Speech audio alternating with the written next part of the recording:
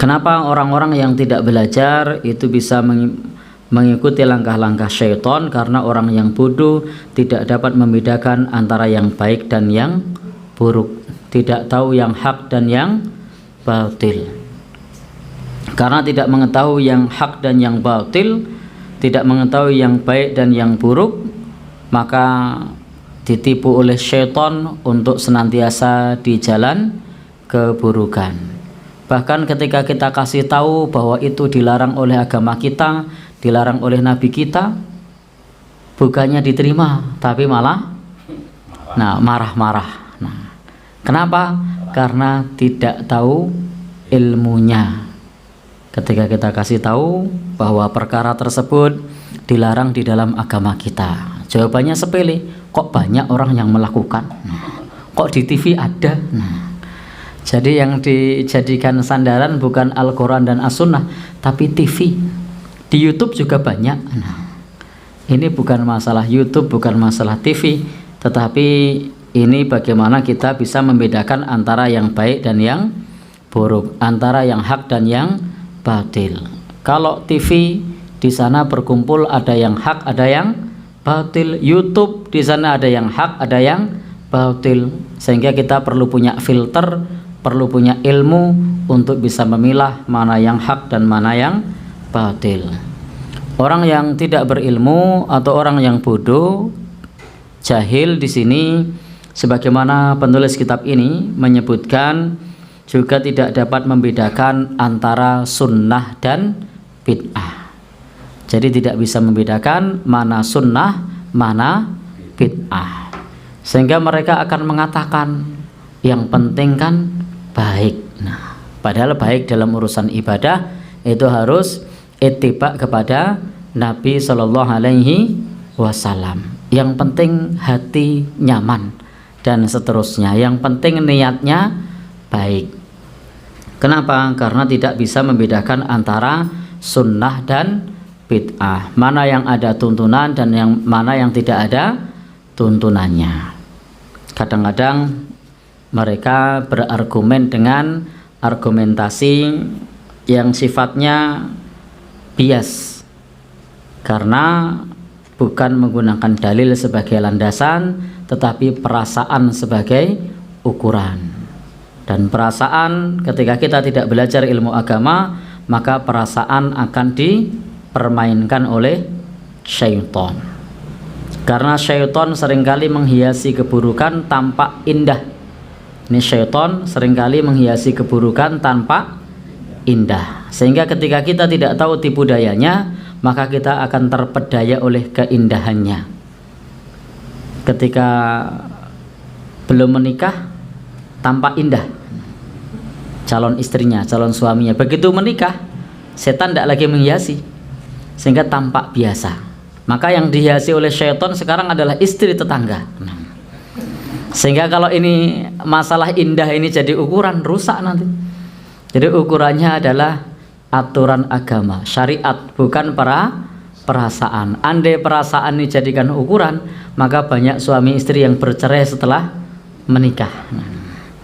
Karena melihat, kok ada yang lebih cantik, cerai lagi nanti. Ada yang lebih cantik lagi, cerai lagi. Ada yang lebih ganteng, cerai lagi. Ada yang lebih kaya, cerai lagi. Jadi bukan itu. Tetapi bukan perasaan, tapi aturan agama yang kita jadikan acuan. Agama mengajarkan kepada kita untuk amanah, agama mengajarkan kita untuk komitmen, agama mengajarkan kepada kita untuk setia dengan pasangan yang sah. Itu yang kita jadikan pedoman, bukan perasaan. Kalau perasaan kira-kira gimana nanti? Ya, baik.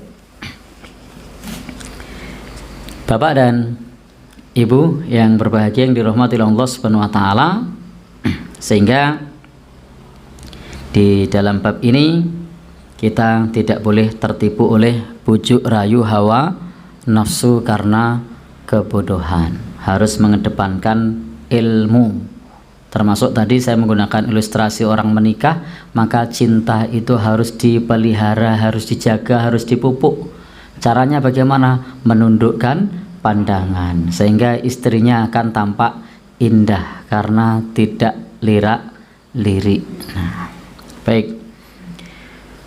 Bapak dan Ibu, terkadang setan juga menjerumuskan kepada kejahatan karena menganggapnya sebagai sebuah kebaikan, menjerumuskan kepada bid'ah karena menganggap sebagai sunnah.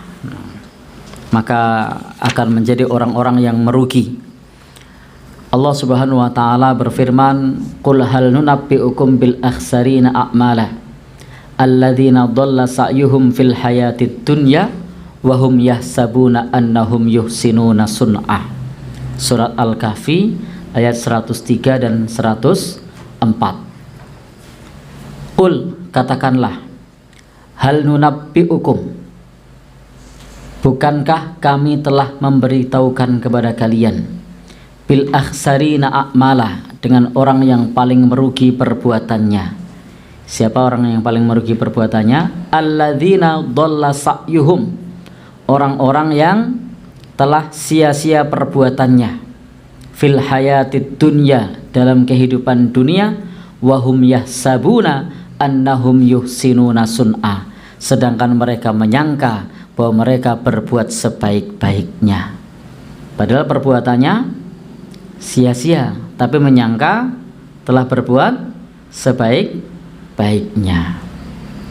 Baik, ayat ini mengajarkan kepada kita, memberi informasi kepada kita tentang orang-orang yang merugi perbuatannya, merugi amalnya, yakni orang-orang yang telah sia-sia perbuatannya dalam kehidupan dunia ini, sedang mereka menyangka bahwa mereka berbuat sebaik-baiknya. Termasuk tadi ketika kita mengamalkan ibadah yang tidak ada tuntunannya, kata Nabi apa? Man amila amalan laisa alaihi amruna fahuwa raddun. Barang siapa beramal dengan suatu amalan yang tidak ada tuntunannya, tertolak.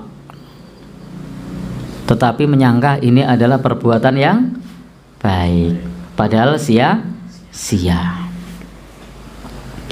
Dan ketika kita tidak belajar, maka kebodohan akan mencemari hati dan membutakan sanubari.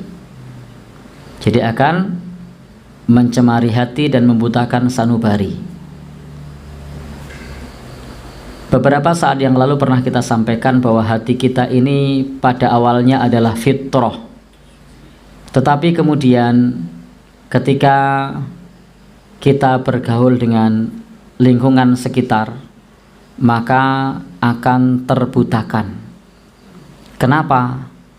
Karena hati kita akan terwarnai oleh lingkungannya, yakni fa'abawahu yuhawwidanihi au yunassiranihi au yumajjisanihi.